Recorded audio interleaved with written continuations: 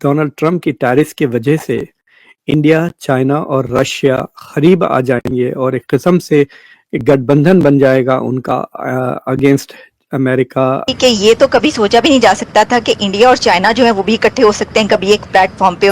तो वांगी साहब का जो दौरा है न्यू दिल्ली का, उस सिलसिले की एक कड़ी समझा जा सकता है। उनका टारगेट ना रशिया है ना भारत है, कोई भी नहीं है, वो चाइना है। यहाँ की जो मेजर इंडस्ट्रीज थी उन्होंने उनको टारगेट किया, तो चाइना मरता करता लड़कता पटकता रेंगता हुआ क्या आया भारत के पास कि भैया हम आपको पार्टनरशिप करने को तैयार हैं, इसलिए वो हमारे पास आ रहा है। तो प्यार नहीं हमारे से, मजबूरी है। यहाँ की जो कंपनीज हैं उसको गवर्नमेंट खुद बोल रही है कि आप चाइना में इन्वेस्ट मत कीजिए, आप भारत में इन्वेस्ट कीजिए। चीन की ख्वाहिश भी है कि भारत को थोड़ा सा अपने करीब लाने की कोशिश करे। अगर हिंदुस्तान और चीन करीब हो जाते हैं तो खित्ते का और दुनिया का बैलेंस ऑफ पावर जो है वो बदल जाता है। तो अगर आप पावर के बेसिस पे देखें या इकोनॉमी के बेसिस पे देखें, दोनों के बेसिस पे अगर आप देखें तो टॉप 4 में अमेरिका और आरआईसी है, और अगर आरआईसी एक बन जाते हैं तो they will be able to balance the United States. तो ये एक बहुत बड़ी अपॉर्चुनिटी डेवलप हो रही है। आप देखिए एलएसी का मतलब है कि वॉर अभी भी चल रहा है, वो खत्म नहीं हुआ। अब चाइना ने पहली बार बोलना शुरू किया है, we are ready to declare it as international border. So हमें पाकिस्तान को इसलिए बड़ा एहतियात से काम लेना होगा। अच्छा सुमित जी, क्योंकि आप चीन में हैं, चाइना में मौजूद हैं, वहाँ की जो पब्लिक है, वहाँ इंडिया के वाले से उनके क्या इमोशंस हैं? सुमित जी, ये क्या हो गया, जंगल का जंगल हरा हो गया कि ये तो कभी सोचा भी नहीं जा सकता था कि इंडिया और चाइना जो है वो भी इकट्ठे हो सकते हैं कभी एक प्लेटफॉर्म पे, और वो भी ऐसे कि चाइना ये कह रहा है कि जी हमें पार्टनरशिप चाहिए आपकी, और बाकायदा रिक्वेस्ट कर रहा है, सब कुछ चल रहा है। तो क्या इसका मतलब है कि क्या इंडिया ने चाइना को चूज कर लिया है? दो बड़े राइवल्स अब पार्टनर्स हैं। आले जी, पहली बात यह है कि ना हमने रशिया को चूज किया, ना चाइना को, ना अमेरिका को। सबने दबाने की कोशिश करी, सबने यूज करने की कोशिश करी। अब हम चूज करते सिर्फ भारत को। ये टाइम वो है जब हम भारत को चूज कर रहे हैं, और जिसको पार्टनरशिप की जरूरत है आपको हमारे पास आना पड़ेगा। That is how we are working, and thanks to Donald Trump. मैं बार बार बोलता हूं कि उन्होंने चाइना और भारत को इकट्ठा कर दिया, और मैं बार बार बोल रहा था एक महीने से, क्योंकि यहाँ पे मैं कॉर्पोरेट वर्ल्ड में काम करता हूँ। I can see where the जो कॉर्पोरेट वर्ल्ड है वहाँ पे सबसे पहले आपको हवा किधर जा रही है वो आपको पता लग जाती है। यहाँ की जो कंपनीज हैं उसको गवर्नमेंट खुद बोल रही है कि आप चाइना में इन्वेस्ट मत कीजिए, आप भारत में इन्वेस्ट कीजिए। आगे जाकर भारत से ही जब मेड इन इंडिया लिखा होगा तो आपके प्रोडक्ट बिकने शुरू होंगे। भारत की मार्केट भी है, और मेड इन भारत या मेड इन इंडिया जो है उसकी एक्सेप्टेबिलिटी भी है। तो इसलिए यहाँ की जो कंपनीज है चाइना की, उन्हें गवर्नमेंट बोल रही है आप चाइना में इन्वेस्ट नहीं करो, अब भारत में करो। पहली बात ये हुई। दूसरा, जो इनकी हालत है चाइना की, क्योंकि डोनाल्ड ट्रंप जब से आए हैं उनका टारगेट ना रशिया है ना भारत है, कोई भी नहीं है, वो चाइना है। उनके जितने भी तोपे हैं वो सारी चाइना की तरफ है। यहाँ की जो मेजर इंडस्ट्रीज थी उन्होंने उनको टारगेट किया। स्टील, एल्यूमिनियम इनकी बैकबोन है चाइना की। पहले उनके ऊपर लगाया कि भाई कोई भी स्टील पूरी दुनिया से कोई भी अगर अमेरिका में इंपोर्ट होगा तो 25-30% उसके ऊपर टैक्स लगा दिया, काम खत्म हो गया।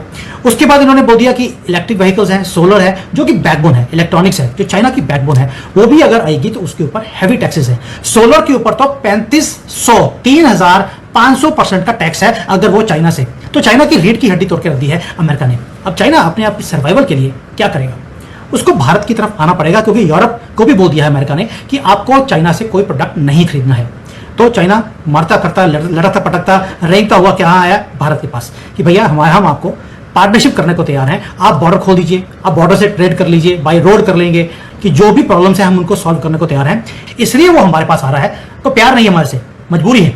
और मजबूरी का नाम हमारे यहाँ पे बोला जाता है महात्मा गांधी। तो वो वाला हाल है, इनको महात्मा गांधी दिखना शुरू हो गया पहली बार। तो चलिए, अच्छी बात है। डोनाल्ड ट्रंप के कारण एक काम तो अच्छा हुआ कि चाइना ने हमारी तरफ देखना शुरू कर दिया, और हमने भी रशिया और चाइना की तरफ देखना शुरू कर दिया है कि चाइना को दो ही जो भाषा है वो समझ आती है। एक है भाषा ऑफ स्ट्रेंथ, दूसरा है भाषा ऑफ मनी।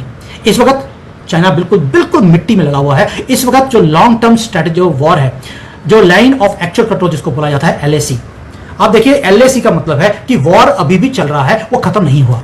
अब चाइना ने पहली बार बोलना शुरू किया है, we are ready to declare it as international border, कि जो हमारे पास है हमारे पास, जो आपके पास है वो है, और इसके ऊपर इससे आगे हम नहीं बढ़ेंगे, सिर्फ इसलिए कि आपकी इकोनॉमी डाउन है। और डोनाल्ड ट्रंप ने बड़े खूबसूरती से पाकिस्तान को बाहर इक्वेशन से निकालकर रियलिटी दिखा दी।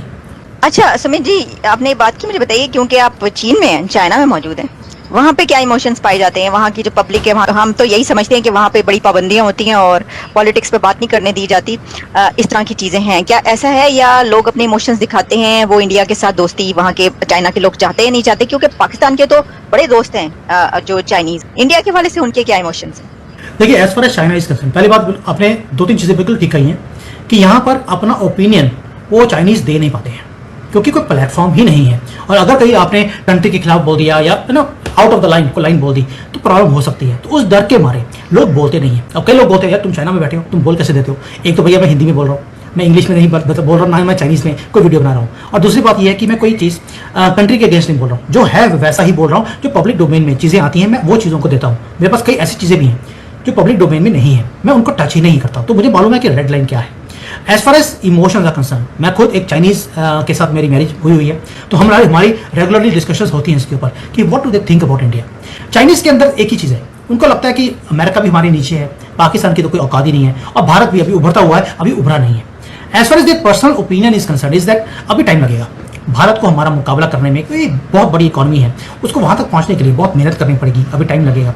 But they also see India as a competition, कि ये आगे जाकर भारत ही है जो इनके साथ कॉम्पीट कर सकता है या इनको थोड़ा सा मुकाबला दे सकता है as far as economy is concern. इनको मिलिटरीली इनको नहीं मालूम कि इनकी मिलिट्री कैसी है कैसा नहीं है, they have absolutely no clue. बस हाँ, मैं पहले बोला आपको, चाइनीज को जो भाषा है वो पैसे की वो बहुत अच्छी तरह से समझ आती है। तो दे अंडरस्टैंड कि भाई आगे जाकर भारत के साथ मिलकर अगर काम किया जाएगा, हम इनके पास हार्डवेयर है तो हमारे पास सॉफ्टवेयर है, अगर ये दोनों इकट्ठे हो जाते हैं।